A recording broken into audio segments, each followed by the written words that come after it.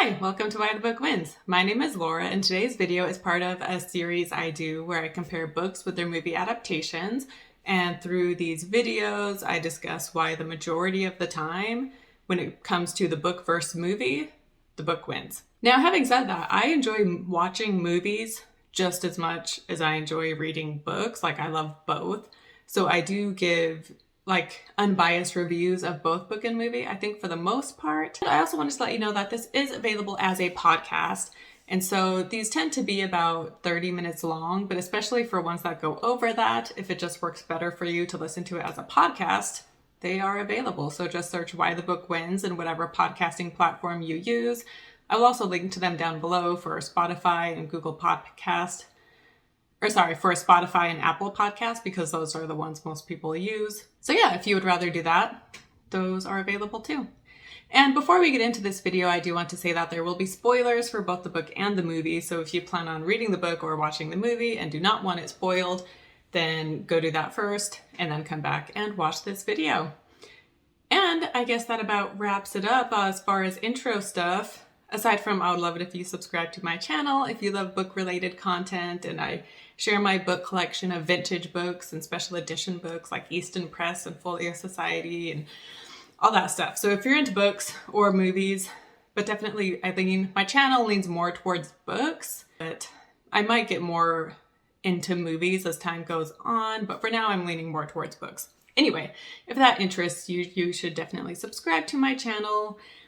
And yeah, without further ado, let's get right into today's video. Hi, welcome back to Why the Book Wins. My name is Laura, and today we are here to talk about The Tender Bar. It is a memoir published in 2005 by J.R. Moringer, and then the movie The Tender Bar was directed by George Clooney, and it came out, it had a limited release in December of 2021, but most people have seen it January 2022 when it was available to stream on Amazon. So to start with the book, I love reading memoirs, so this will be the first of many memoirs I will be reading this year. Even though I love memoirs, it can sometimes be hard to find one that's a great story combined with great writing. However, in The Tender Bar, you get both. It's that magic combination. Having said that, this is no Another Night in Suck City, which is one of my personal favorite memoirs.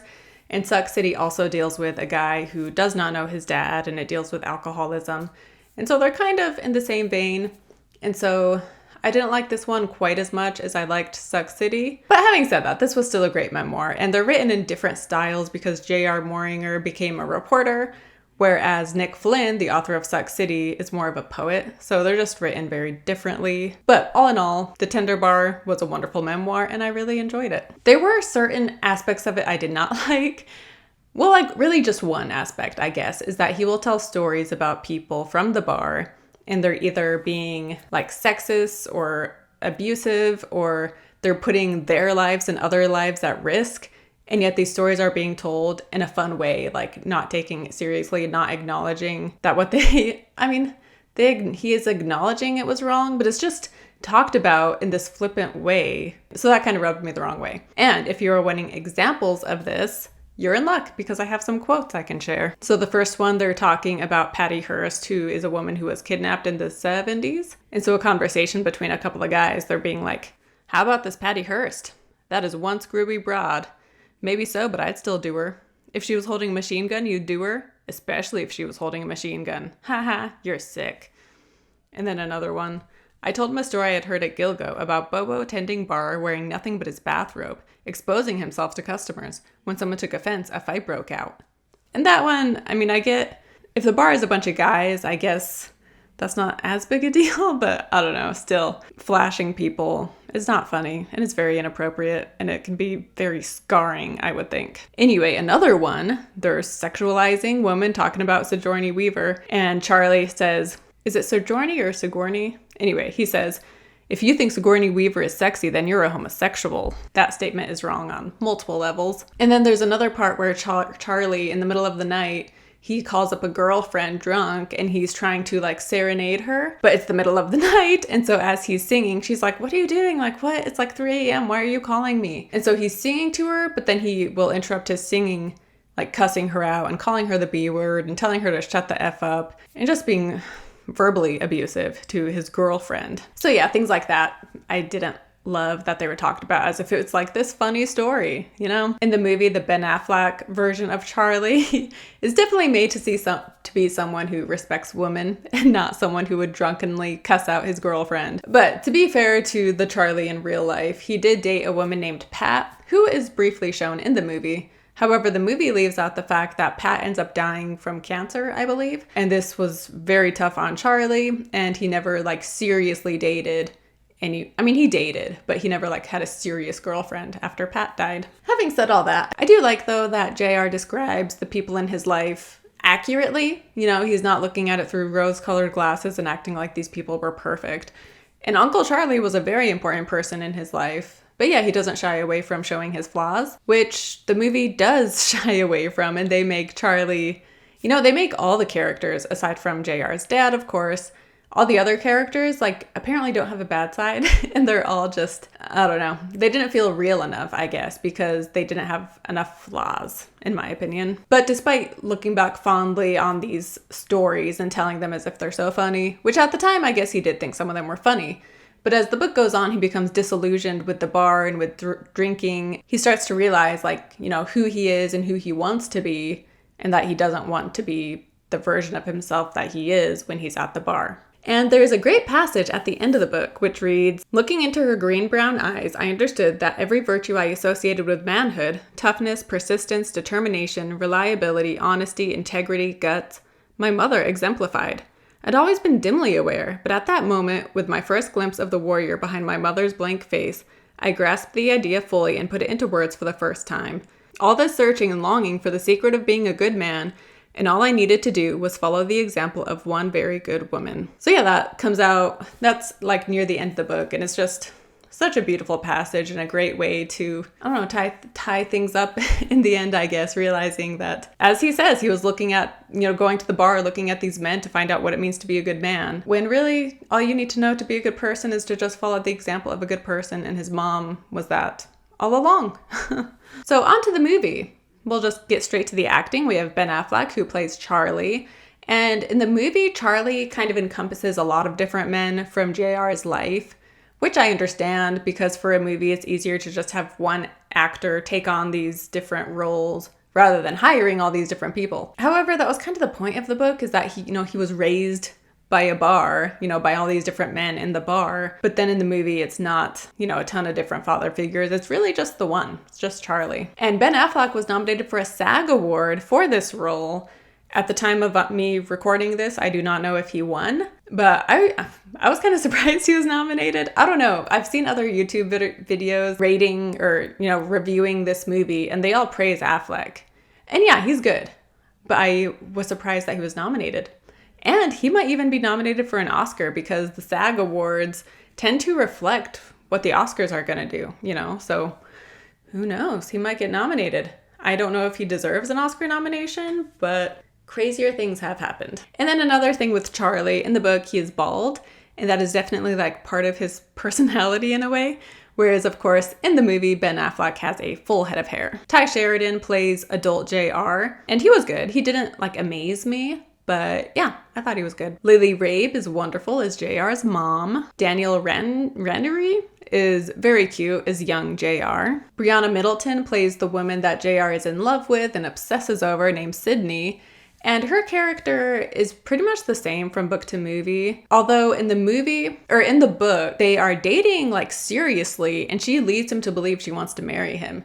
But then, of course, she ends up breaking up with him once again. Whereas in the movie, they never were seriously dating with the thought of marrying each other. But she is a big role in both the book and the movie, but they didn't make too many changes with her, and so she just won't be the focus of this episode. And really, this right here is all I'll be talking about with her character, because yeah, the movie didn't really change too much with her. But having said that, Brianna Middleton was great in this role, and yeah, I thought she was good. Christopher Lloyd has to be mentioned because he is wonderful in the role of the grandpa. And this character has changed quite a bit from book to movie because in the movie, once again, they made him much more likable. Which I'm fine that they made people more likable in the movie when you see the movie as just the standalone movie. But then when you have the knowledge of the book, I don't love that they made everybody so much better than they were in real life, especially the grandpa. Because in the grandpa, he was not a good person, whereas in the movie, he's very likable despite being, a bit odd at times, I guess. For the differences, I'll just start with the grandpa since I was just talking about him. So the grandpa in the book and movie, he will often have different family members living at their house. And so Uncle Charlie lives there basically his whole life. And then also, you have JR and his mom living there. JR's aunt and her kids will also be staying there. And so the movie shows them all living there, and it's chaotic and loud, but it's in a fun, loving way. And in the movie, once they move in with the grandpa and grandma, they never move out. I mean, JR does, but the mom lives with them for the rest of the movie, which takes place over 10 years. And this was not the case in the book, because in the book, she did not like living there. And when she could afford a new place, they would move out. And even in the movie, when she tells JR that her dad, grandpa, is stingy with his love, it's said kind of in a fun way, I guess, or something. It doesn't feel super serious, Whereas in the book, he was stingy with his love, and the mom had a really difficult childhood, in part because he was just mean. He, she tells a story about when she was a girl, he, had her in the ocean, and he just, tossed her in the ocean, and she almost drowned, and it was a very traumatizing experience for her, and he could see that she was scared, and he just thought it was funny, and he was laughing. And so she said that day she realized, my dad is not a good man. And so he was not a nice person. As the movie shows, there is the scene in the book where the grandpa gets all dressed up and goes to the father-son lunch, and he impresses the teachers, and he is just so unlike his normal self. And in the movie, the grandpa comes downstairs and he's dressed all fancy, and then the grandma walks up to him and they have this tender moment. And that they never had any tender moments in the book. And in fact, the grandpa was very verbally abusive towards the wife. He would call her a stupid woman, that was always what he was calling her. He would just belittle her a lot too, and so they did not have a good relationship. And JR, after he graduates Yale, he moves in with them, and then eventually he moves back out, and when he's getting ready to move out again, the grandma basically begs him to stay because he provides a good buffer between the grandma and grandpa, and she doesn't want to be alone with him. Charlie is there, but Charlie's not much of a buffer. And so it was not a good situation, and he was not a good person. And as I said, the story of the father-son lunch is from the book. And so, the grandpa, who is usually very dirty and sexist and crude, gets all dressed up and impresses, his teachers. And this story almost made me like the grandpa even less. It's good he showed up for JR and he didn't embarrass him. But that story also shows that he is capable of being a decent human being. And he just chooses not to. And he's just a total jerk and is abusive to his own family. So, I don't know. Not a very likable person. He let his family stay with him. His kids were living with him as adults. I guess he could have been mean and forced them out. But even though he allowed them to live with him, he was constantly complaining and just being not an enjoyable person to live with, basically. So not only does the movie show the mom living with the grandpa for, ever, it also leaves out the fact that JR and his mom leave New York, which they live in the town of Manhasset. And they end up moving, and they move to Arizona. And this isn't in the movie, and I was kind of bummed because I liked this part in the book because I could relate, because I am from New York, and then my family moved to Arizona, and we even moved to the same area that JR moves to, which is the Phoenix area, basically. But so that was kind of crazy, and that was cool, and there were things about his move to Arizona from New York that I could relate to in some ways. But I get why the movie took it out. A move to Arizona is just too much work for a film. So I understand why they didn't include that. However, I wish they would have shown that the mom moved out of the house and she wasn't living with her parents her whole life. As soon as she could afford a place, like I said, she would move out of there in the book. And JR in the summers, when they moved to Arizona, he's 11 years old. And over the summer, he'll stay in Manhasset for the summertime. But then he comes back home to Arizona for the school year. And while in Arizona, when JR is in high school, he starts working at a bookstore. And the two guys who run the bookstore are called Bill and Bud. And they kind of take JR under their wing, and they just assign him different books that he should read. And they just really instill in him this love of books and reading and writing. And they also help him prepare to get into Yale. These characters were also left out of the movie. And once again, they were replaced with Charlie. And they have Charlie be the one who has all these books for JR to read. In the book, Charlie was a word man. However, he never had books that he gave to JR or let him borrow or anything. And the movie shows him having books in the bar, whereas in the book, the only book he had in the bar was the dictionary, and they called it the Book of Words. And Charlie would often use big words, but it seemed like he did that just as a way to feel superior to others. So even his use of big words would be kind of annoying. But the bar was a very intellectual place, and it was even named Dickens after Charles Dickens. However, in the book, eventually the bar is changed from Dickens and renamed to Publicans, whereas in the movie it's called Dickens throughout the whole time. Also in the movie, Charlie is the bar owner, whereas in real life, Charlie was a bartender and the owner was a man named Steve. And we'll be talking more about him in a little bit. But the movie shows Charlie stepping up and filling that father role that JR needed in his life. Whereas in the book, he didn't really start spending much time with JR until JR visited from Arizona during the summer. So he was like 11, 12. And his mom was worried that he would be bored. So she called up Charlie and asked him to spend time with JR. And so because the mom called up, Charlie starts inviting JR out to the beach when he goes with the guys from the bar. And so for almost every day that summer, he goes with them out onto the beach, spending all this time with them. And on the way back home, they stop by the bar and then they drop JR off. And so he spends a lot of time at the bar during the daytime, but he's not allowed in at night. And JR had close relationships with a lot of guys from the bar, but as I said, they were all condensed into Charlie, basically, for the movie.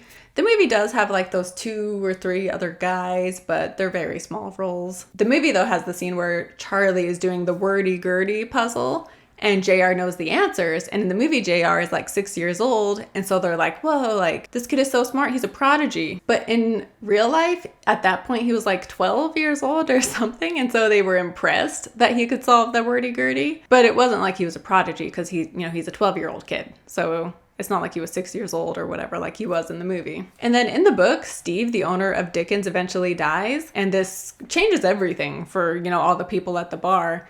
And Charlie, who is known as just being kind of a grumpy person, he just, becomes downright mean, and he gets a job at another bar, but he is fired because he's just too rude. And then at the end of the book, it's said that he just disappeared one day and nobody knows where he went or what happened to him. So to talk about Steve, the owner of the bar in the book, he was a huge character in the book, even though we don't learn many details about him and his life because JR didn't know that many details, but he was a huge part of the book. He is the charismatic owner of Publicans, and he has this great smile, and he gives nicknames to everybody. And he is just like the light of Publicans. And at one point he opens up a second bar in the city, and so he spends less time in Manhasset because he's busy at this other location. However, in the 80s, sometime in the 80s, there's like a stock market crash that it came down. And this affected Steve and his bar, and so his second bar had to close down, and he was in a ton of debt, and he started drinking more.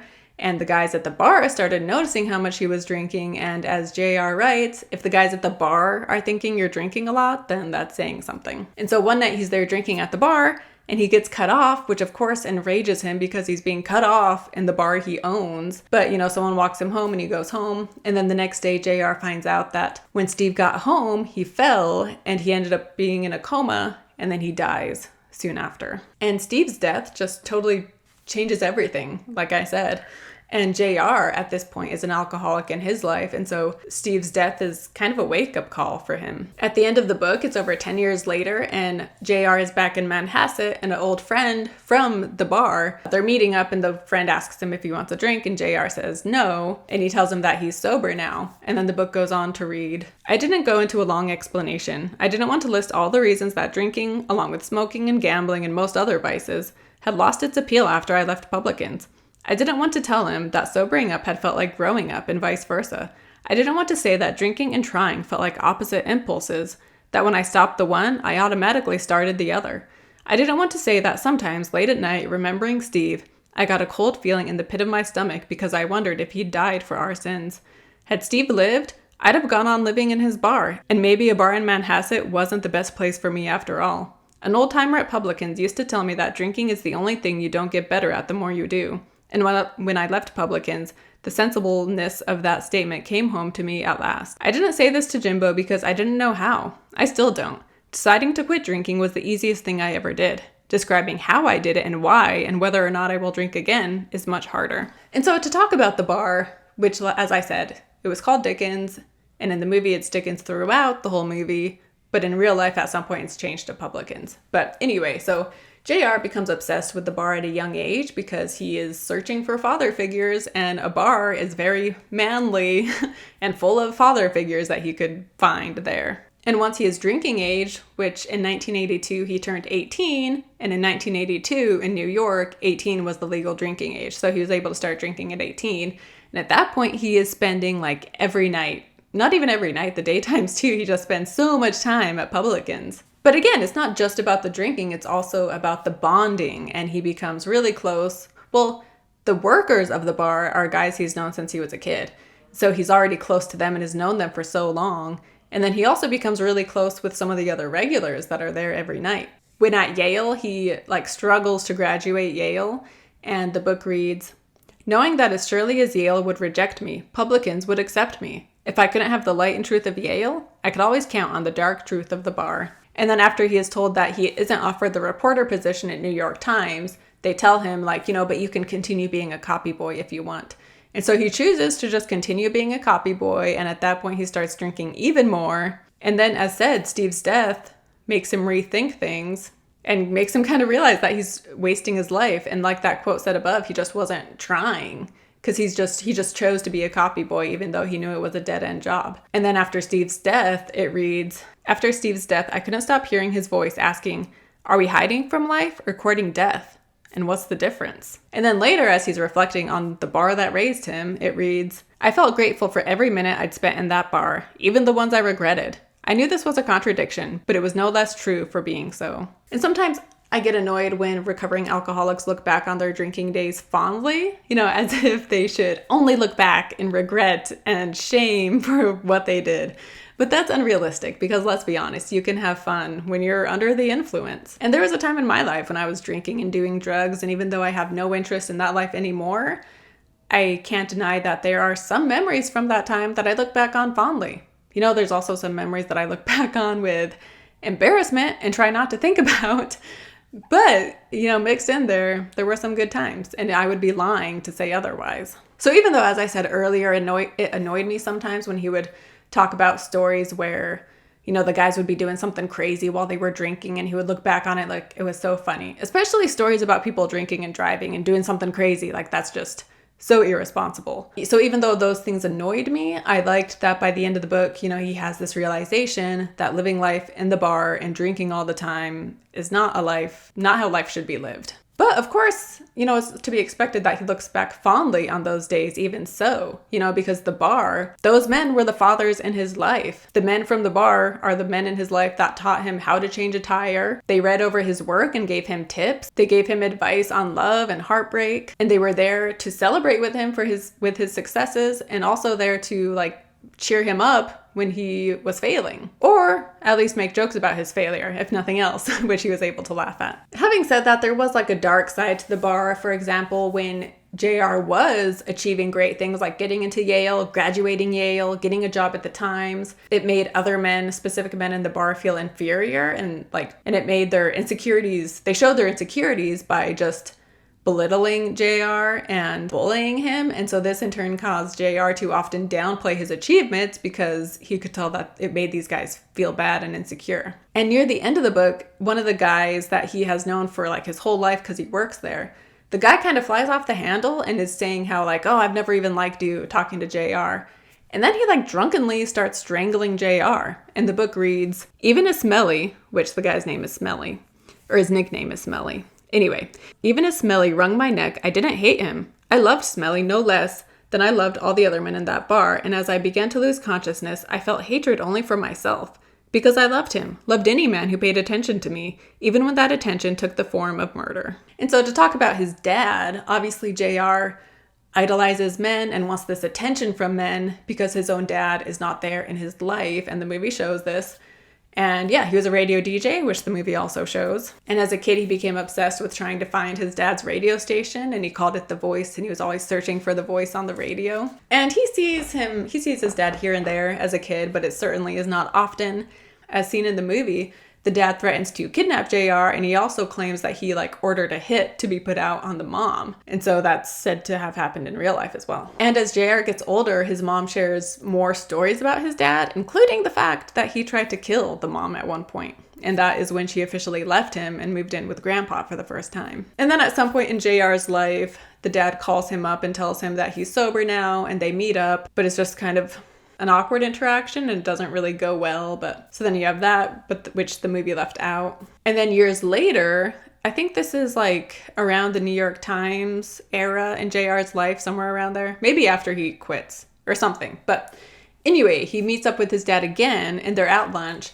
And JR is thinking about how much he would like to have a cocktail right now, but he can't because he's my dad is sober and I can't drink in front of him. Much to JR's surprise, though, the dad ends up ordering a drink. And then the book reads, "By the time my father had enjoyed half a cocktail, he'd begun to enjoy me. Suddenly he was responsive. He was listening.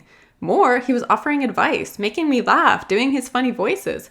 Before my eyes, he was turning into a different man, into one of the men at Publicans. And so I urged him to enjoy another cocktail. Hell, I told the waitress, as if the thought had just occurred to me. I think I'd enjoy a cocktail myself." And so this is interesting because then JR lives with his dad for a week or two and they become drinking buddies.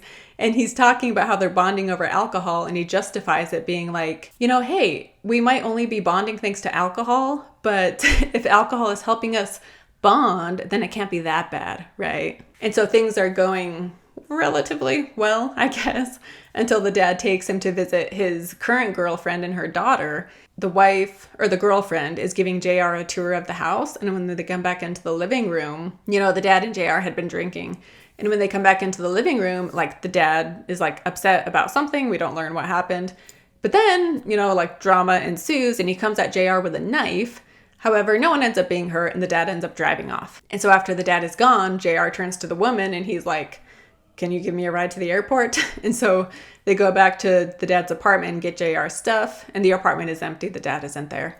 So they get JR's stuff and then they go to the airport, and he said how the whole time it felt like they were in a scary movie because they kept looking over their shoulder expecting the dad to, show up with his knife again. And then years later, JR hears of his dad's death and he doesn't go to the funeral, but he does at some point go to the gravesite, and he kind of has a coming to terms moment there at his dad's grave. In the movie, they have the scene where he meets up with his dad for lunch and the dad orders the drink, even though he's supposed to be sober.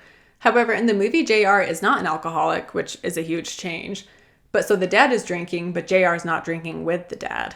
And then from there, they go straight to visit the girlfriend. And then again, the dad gets violent. However, in the movie, JR calls the cops on his dad and the dad is arrested. And then from there, JR leaves and he goes back to Publicans or something. But this is a great scene in the movie, or I should say scenes, because right after this drama with his dad, he goes back home and his mom is there and nothing is said, but just in that moment, you just, what the quote I read earlier about his mom and how she was his example all along and he just never saw it.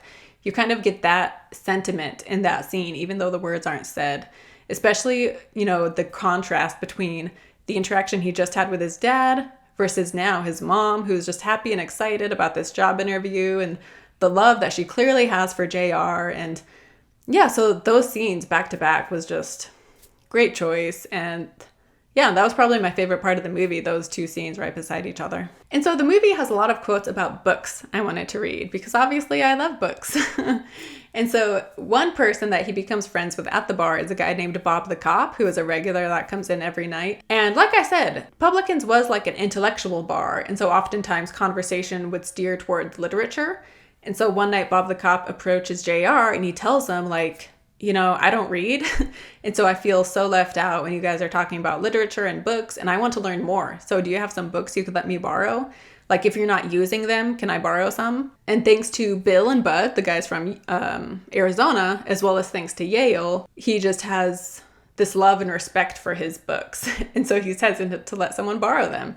And the passage reads, "I wanted to explain that books didn't have the same explicit purpose as tools, that there wasn't a clear difference between when books were in use and when they weren't. I took pleasure from their presence, enjoyed seeing them lined up on my shelves and floors. They were the only redeeming feature of my squalid apartment. My books kept me company, cheered me up.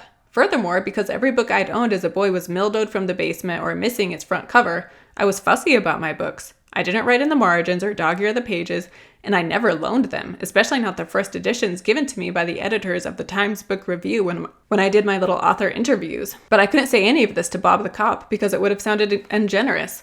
So I told him that he was welcome to stop by the next day and help himself to whatever books I wasn't using. And then another book-related quote is when JR is sitting at Publicans and he's reading a book, and then a friend walks up and he asks him what the book is about.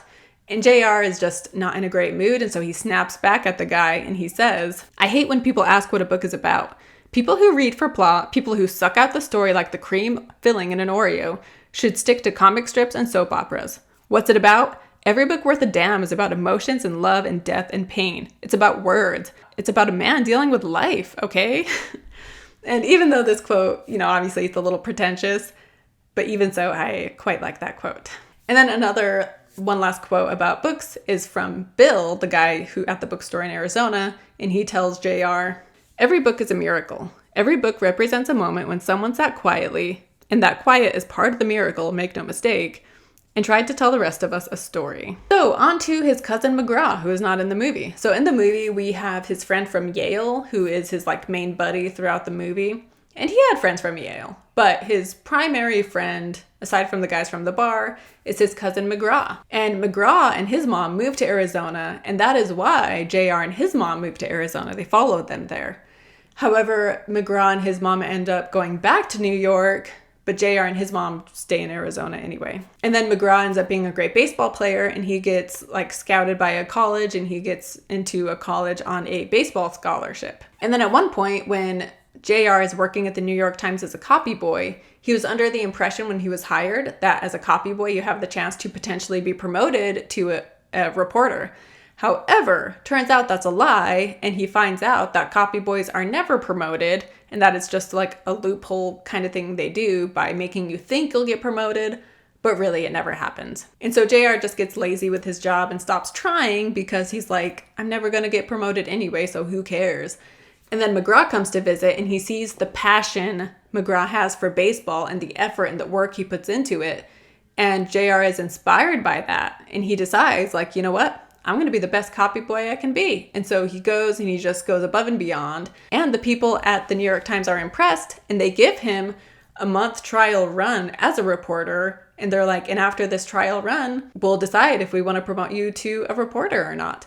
And that was unheard of because by that time, they were not giving copy boys any opportunity to be a reporter. So I really loved that the McGraw inspired JR to make the best of his situation and to not be lazy and to still be the best he could be, even if it was just a lowly copy boy job, And as we see in the movie, he doesn't get the reporter position at the Times because he is really young, and so they tell him he needs more seasoning. And as JR is writing this memoir, he totally agrees with them. And he's like, yeah, I was way too young to be a reporter at the time, so it makes total sense they didn't hire me. And so the ending of the book and movie are a bit different. So in the movie, it ends with JR driving to New York City to share an apartment with his buddy from Yale. And he's driving Charlie's car because Charlie has given him his car. And so it's this tender moment when Charlie gives him his car. And then that's the end. Also, the movie, 3 different times, it alludes to the fact that, publishers are going towards, going in the memoir direction, alluding to the fact that JR will end up writing his memoir. And when it's said once, it's fine, but it's said so often, and it's we get it, he wrote a memoir. So that was a bit over the top. And the movie ends with him saying that line, but it wasn't terrible, but it did annoy me just a smidge. The book, though, it ends with him going to Colorado to stay with McGraw, his cousin. And then in the epilogue, he visits Manhasset again after the 2001 terrorist attacks. And so he's there just reconnecting with some friends. And he talks about some people who died in the Twin Towers that he had known, that we had known through the course of reading this memoir. And it is also at this time, that we get that passage I read about how he quit drinking because that's when he meets up with the friend that offers him the drink. Yeah, all in all, this book, the ending was still uplifting and very motivational and powerful. And I almost think it was more uplifting than the movie because the book also had these heavy moments that were heavy with flawed characters, flawed people. Whereas the movie, just the only heavy, intense scenes we had were with his dad, specifically that scene at the end. And so, I don't know, it was just too much roses and sunshine in a way for me. I don't know, if I went into the movie not having read the book, I probably would have been fine with it and maybe I would have really enjoyed it. But because I had the book in my mind, it wasn't what I wanted, being an adaptation of the book. So it was just a bit too, I don't know, life wasn't perfect for him in the movie, but I don't know, I guess it just lacked some of the heaviness from the book. Like I said, they have the heaviness with his dad, but yeah. Anyway, I almost feel like the book was even more of an uplifting ending because of those serious and heavy scenes we had throughout it. You know, does that make sense? And then also Steve's death in the book was a heavy moment, which we didn't have in the movie. I actually thought they were going to end up killing Charlie in the movie to take the place of Steve's death in the book, but they don't. I thought Ben Affleck would die, but he lives to the end of the movie. They do have Charlie get in a car accident or something. He's in the hospital. And this is different because in the book, his mom is the one who got in a car accident and was in the hospital. And also the movie does show how she had a tumor removed from her thyroid. And so that was in book and movie. But onto book or movie, as you can tell, I like the book better.